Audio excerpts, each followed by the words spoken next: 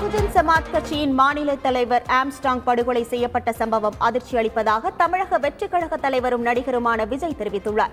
இது தொடர்பான அவரது எக்ஸ் தள பதிவில் இதுபோன்ற குற்ற சம்பவங்கள் நடைபெறாமல் தடுக்கும் வகையில் முன்னெச்சரிக்கை நடவடிக்கைகளை தமிழக அரசு தீவிரமாக முன்னெடுக்க வேண்டும் என்றும் வலியுறுத்தியுள்ளார்.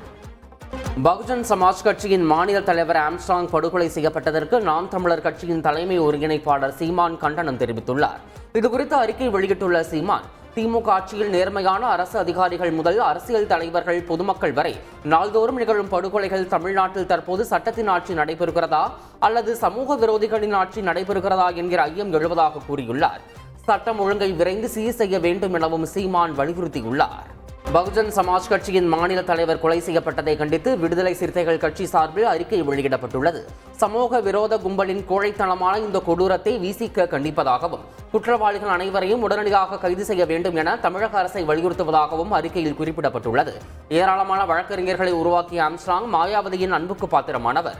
அம்பேத்கர் வழியில் பல ஆண்டுகளாக பணியாற்றியவர் என்றும் விசிக சார்பில் ஆழ்ந்த இரங்கல் தெரிவிக்கப்பட்டுள்ளது. செய்திகளை உடனுக்குடன் தெரிந்து கொள்ள உடனே சப்ஸ்கிரைப் பண்ணுங்க.